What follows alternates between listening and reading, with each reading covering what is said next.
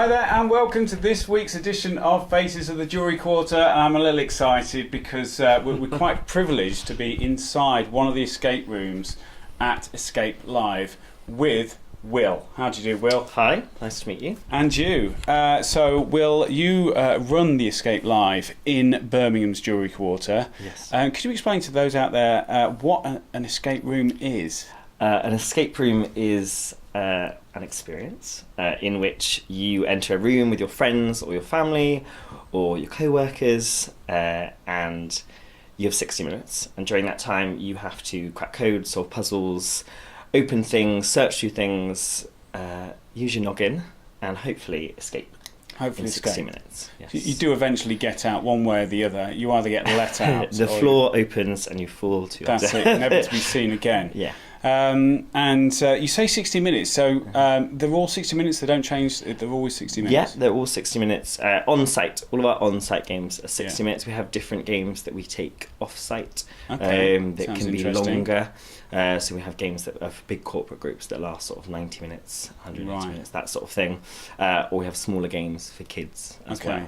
But on-site, all 6 minutes. And you've got various different rooms. What is the room that we're in now? What's it called? We are in Dr. Wilson's office. Dr. Wilson's office. We've broken in. We shouldn't be here. Yes, we're in Dr. Wilson's office, and this is our sort of Sherlock-inspired room in which you have to help a private detective solve a murder case. Okay, and you have a few of the rooms? Yes, so we've got 4 rooms on site here in Birmingham. We have Dr. Wilson's office, Sherlocky. Room 13, which is our sort of creepy hospital set room. It is creepy, I've seen it. And you don't actually allow people in to see these rooms because obviously these are top secret. But I have been able to look in and I don't really want to go into that room, to be honest. It's very fun. We had a Halloween special this year and I was watching and I was very scared. It's very scary.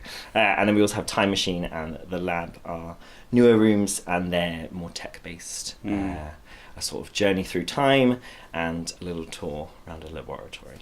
Okay, and would you, so people phone up, say I want to sort of book a room at this particular time, would certain sort of people go into, would certain rooms be easier than others, or they're just different types of challenge? We have rooms of different difficulty levels. Some rooms that are more accommodating for beginners. I don't say any of the rooms are easy. We want to present a challenge when you come here, so yeah, we have rooms that are more comfortable for the new starters, and then some rooms that take a little bit more thinking. Right. Do you have some kind of leaderboard for, like, you know, the really kind of hard room, hard puzzle? No, we don't. I've sort of avoided using a leaderboard just because I think it'd be quite off-putting. There are some people who are very keen on escape games, very, very keen, and they'll sort of play 80, 90, 100 a year.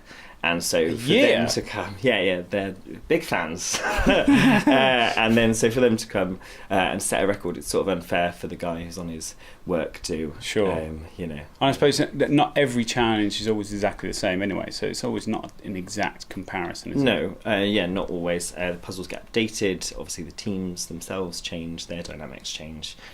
So yeah, sort of the aim is to get out, not to be anyone else. But I mean, can you give us a rough idea of what is an amazing time to get out, say, the lab? Just getting out, I think, is just getting out is good. Is an achievement on its own. Well done. Yeah, fair play. Happy about that. Okay. I mean, I got it out in 10 minutes, but I'm not going to try and. I'm not boasting or anything, but. So you mentioned earlier that various different types of people come here in groups, work dues. So obviously team building.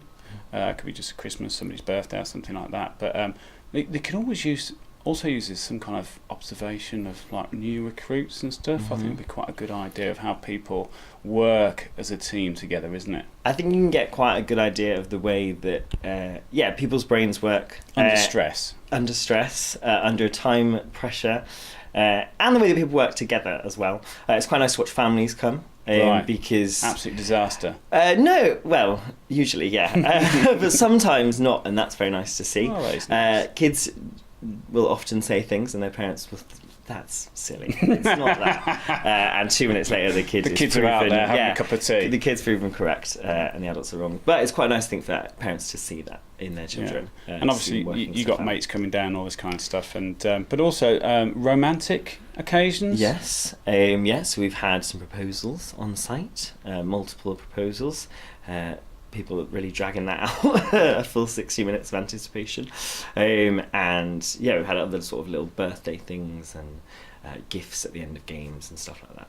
So nice. It's a nice way to use the business for a special event, an anniversary, something like that. Yeah, some real thought has gone into some of those, and it's not just sort of proposal, there's other ways in which they can sort of reveal information and good news, I suppose. Yeah, so we had a lady recently who asked her two best friends to be her bridesmaids, and she hid different letters around the rooms, and at the end of the game we had to put them together, and it spelled out, "Would you be my bridesmaids?" And that was very sweet. There's a lot of excited screaming. Yeah, not from room 13, they weren't in room 13, but yeah, there's a lot of happiness there. Fair play. And I mean, escape rooms have been going for about 10 years now, but you were the first guys in the West Midlands, is that right? Yeah, we were first in the West Midlands, and we're expanding at the moment, which is nice. There's a lot more competition now than there has been, because they are so popular.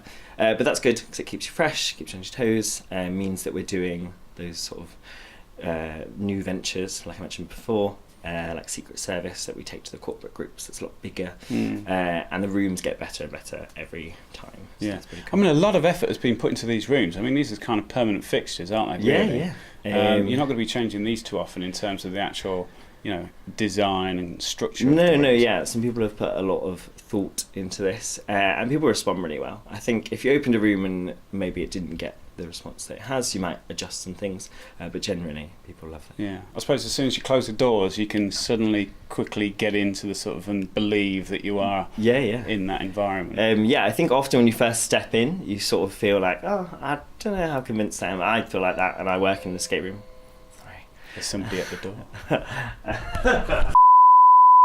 Will is back from the door. That was actually somebody trying to get into the escape room, even though it's only sort of an hour before opening. So you can see that it's obviously a big attraction to everybody.